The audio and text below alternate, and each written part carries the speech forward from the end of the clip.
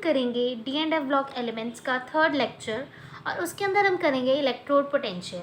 अब हम देखेंगे इलेक्ट्रोड पोटेंशियल होता क्या है। इलेक्ट्रोड पोटेंशियल जो है इलेक्ट्रोकेमिस्ट्री में हम पढ़ते हैं, उसकी सारी सीरीज पढ़ते हैं तो आपको पता लग गया होगा। अब देखो ट्रेंड्स M3+ से M2+, M कोई भी मेटल है, ठीक है। अब यहाँ पे मैं आपको समझाती हूँ।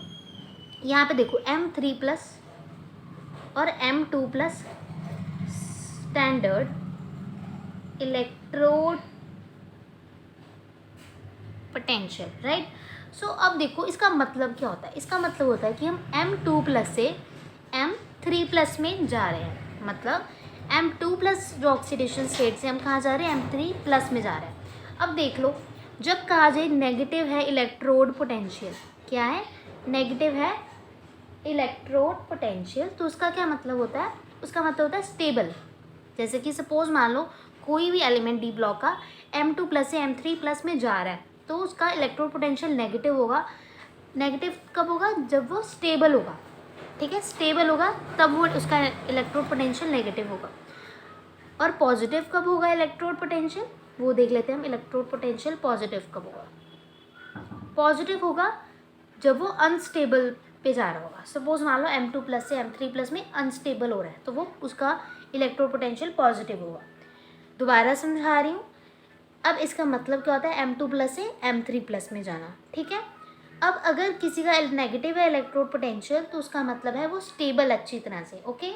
और अगर पॉजिटिव है तो इसका मतलब है वो अनस्टेबल है, ठीक है। अब देखते हैं यहाँ पे एग्जाम्पल। अब आपकी एनसीईआरटी में भी ये लिखा हुआ है कि स्कैंडियम 3+ स्टेट जो है नोबल गैस कॉन्फ़िगरेशन अटेन कर लेता है, ठीक है बच्चे।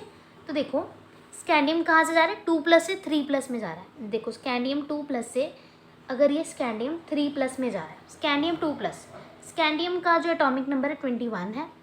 और देखो इसका कॉन्फ़िगरेशन, स्कैंडियम की बात कर रही हूँ सिर्फ, 3D1 क्या होती है, 4s2 होती है, राइट। क्योंकि यहाँ पे 1 होता है फिर हम यहाँ पे भी 1 लिखते हैं ना, ट्रिक के अकॉर्डिंगली 3D1 4s2 होता है। बट अगर मैंने इससे 2 इलेक्ट्रॉन ले लिए तो क्या आ जाएगी, 3D1 आ जाएगी, है ना कॉन्फ़िगरेशन।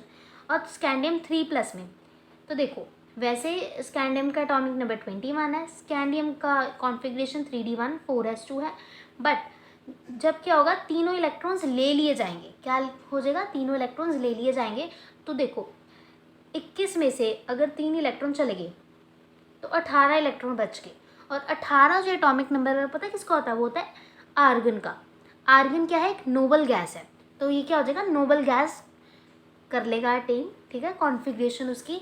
तो इसलिए scandium 3+ has noble gas configuration, ठीक है। तो देखो अब देखो ये स्कैंडियम है 2+ और यह है स्कैंडियम 3+। यहीं से देखो ये चीज़ मैं इधर लिख रही हूँ, तो ये 2+ से कहाँ जा रहा है, 3+ में, 2+ से कहाँ जा रहा है, 3+ में। और ये क्या हो रहा है, स्टेबल हो रहा है। अगर ये स्टेबल हो रहा है तो इसका इलेक्ट्रोड पोटेंशियल क्या होगा, नेगेटिव होगा। स्कैंडियम का जो 3+ है उसका इलेक्ट्रोड पोटेंशियल क्या होगा, नेगेटिव होगा। इलेक्ट्रोड पोटेंशियल क्या होगा, नेगेटिव होगा। समझ आ गई कि नहीं आई? चलो आगे देखते हैं। Zn2+ has stable electronic configuration.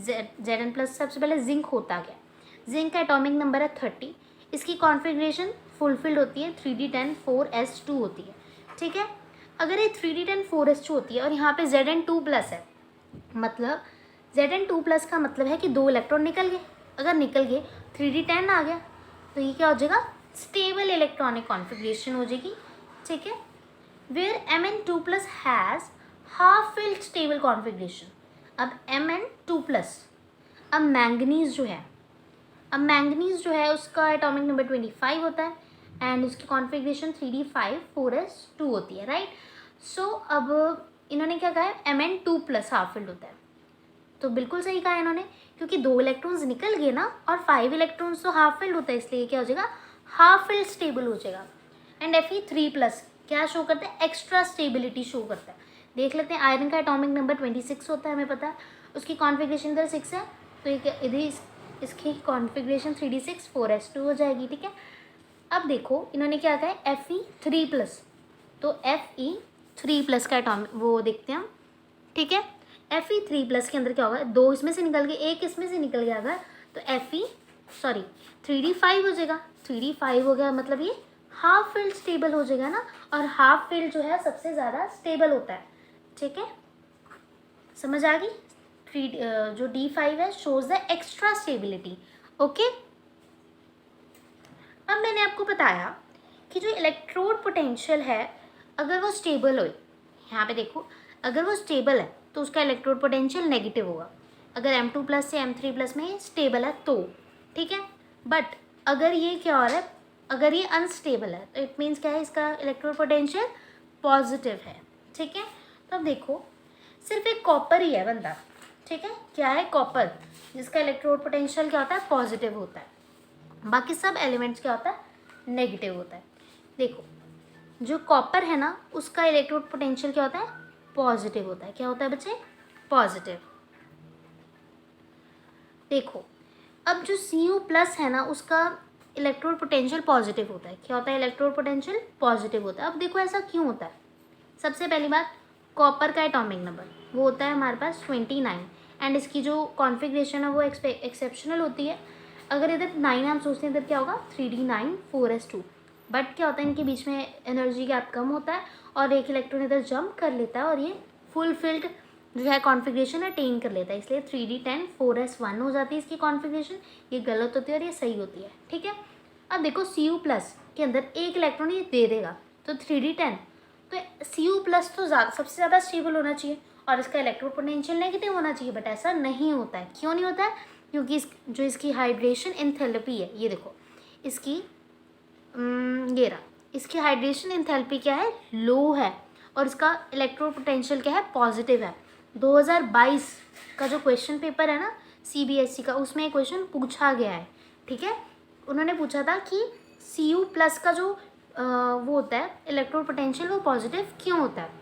उसका पॉजिटिव इसलिए होता है क्योंकि इसका लो हाइड्रेशन एंथैल्पी, हम ऑब्वियसली यही सोचते हैं कि इसकी फुलफिल कॉन्फ़िगरेशन है तो यही होगा कि, ठीक है ना, नेगेटिव होगा, बट एक्चुअल में नहीं होता है क्योंकि इसका हाइड्रेशन एंथैल्पी बहुत ज़्यादा कम होता है, इसकी एंथैल्पी ऑफ एटोमाइजेशन बहुत ज़्यादा हाई होती है, ठीक है, ओके जी, एंड पॉजिटिव इलेक्ट्रोड पोटेंशियल होता है, ठीक है। अब हम देखते हैं मैंगनीज़। मैंगनीज़ हमें पता है 2 प्लस में हाफ वेल कॉन्फ़िगरेशन होता है, अभी देखा हमने।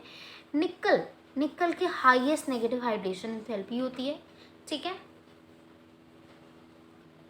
अब जो फ्लोरीन है ना, फ्लोरीन के पास इतनी मतलब स्टेबिलिटी होती है, इतना स्टेबलाइज होता है वो कि हाईएस्ट ऑक्सीडेशन स्टेट में वो क्या कर सकता है, अपनी बॉन्ड फॉर्मेशन कर सकता है कंपाउंड्स के साथ, ठीक है।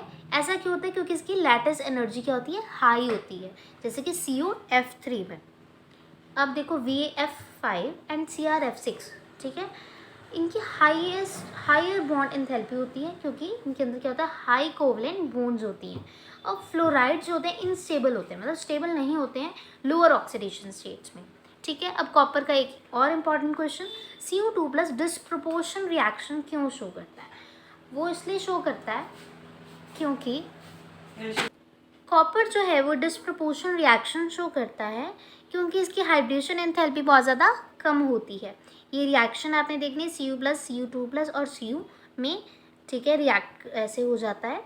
और ये इसलिए होता है क्योंकि अनस्टेबल होता है एक्वस सॉल्यूशन में। Cu प्लस क्या होता है, अनस्टेबल होता है, ठीक है, किसके अंदर, एक्वस सॉल्यूशन के अंदर। अब हम देखेंगे ऑक्साइड्स के बारे में, ठीक है। सो ऑक्साइड्स में देखो क्या हो रहा है, सबसे मेन बात वेनेडियम की, ठीक है, V2O5 बना रहा है ये +6 स्टेट में, और मैंगनीज +7 स्टेट में ये बनाना है। आपको ये सारे याद होने चाहिए, मतलब आपको पता होना चाहिए मेन चीज़। जैसे स्कैंडियम +3 स्टेट में, ठीक है, ऑक्साइड बना रहा है ऐसे, ठीक है, और जिंक जो है +2 स्टेट में ZnO बना रहा है। ये थोड़ा थोड़ा आपको नॉलेज होनी चाहिए, इतना कुछ खास इंपॉर्टेंट नहीं है। अब आपकी एक NCERT का एग्जाम्पल है जो कि इम्पॉर्टेंट है, तो हम उसे डिस्कस करते हैं। तो Mn3 प्लस Mn2 प्लस कह रहे पॉजिटिव होता है इलेक्ट्रोड पोटेंशियल, ठीक है, इनसे। अब देखते हैं ऐसा क्यों होता है, ठीक है। So let's see that Mn3 plus है ना, Mn3 plus and Mn2 plus, right. अब Mn2 प्लस Mn3 प्लस में क्यों होना चाह रहा है, अब हम वो चेक करेंगे। सबसे पहले हमें इसके लिए मैंगनीज़ का एटॉमिक नंबर पता होना चाहिए। इसका एटॉमिक नंबर क्या है 25, इसकी इलेक्ट्रॉनिक कॉन्फ़िगरेशन 3d5 4s2 है। अब Mn2+ में क्या करेगा 3d5 कर लेगा, ठीक है, एंड Mn3+ के अंदर क्या हो जाएगा 3d4 हो जाएगा, ठीक है। अब क्या हो रहा है देखो, मैंगनीज जो है Mn2+ में 3d5 इलेक्ट्रॉनिक कॉन्फ़िगरेशन है जो कि स्टेबल है, और ये स्टेबल से कहाँ जा रहा है अनस्टेबल में जा रहा है। जो Mn2+ है, ठीक है, वो Mn3+ में जा रहा है, ये स्टेबल कॉन्फ़िगरेशन से अनस्टेबल की तरफ जा रहा है। तो ये देखो, अगर स्टेबल होता है तो हम क्या कहते हैं नेगेटिव इलेक्ट्रोड पोटेंशियल, अगर अनस्टेबल होता है तो पॉजिटिव कहते हैं, आपको समझाया था स्टार्टिंग में। सो इसका इसलिए पॉजिटिव है क्योंकि अनस्टेबल है, ठीक है। Much larger third ionization enthalpy, जो थर्ड आयनाइजेशन एंथैल्पी है देखो, तीसरी तो यहीं से निकलेगी ना, ये देखो, और 5वां इलेक्ट्रॉन निकालना सबसे ज़्यादा एनर्जी इसमें लगेगी क्योंकि ये हाफ फिल्ड है इसलिए, ठीक है, इसलिए इसका पॉजिटिव होता है, ठीक है। Where the required change D5 to D4, बहुत ज़्यादा मतलब एनर्जी लगेगी इसे D5 से D4 होने में। This also explains why the +3 state of manganese of little importance. अब मैंगनीज की बात, ठीक है ना, मैंगनीज कह रहे हैं ये एक्सप्लेन करता है +3 स्टेट, ठीक है। सो देखते हैं हम आगे। अब क्रोमियम 2+ से 3+ में जा रहा है। सबसे पहले क्रोमियम का एटॉमिक नंबर विच इज़ 24, और इसकी एक्सेप्शनल कॉन्फ़िगरेशन 3d5 4s1 होती है, ठीक है। और क्रोमियम 2+ मतलब 2 इलेक्ट्रॉन, तो कितना हो जाएगा 3d4 हो जाएगा, और Cr3+ में जा रहा है 3d3 हो रहा है, राइट। तो देखो 3+ में क्या हो रहा है, तो अब ये 2+ से 3+ में जा रहा है, ठीक है।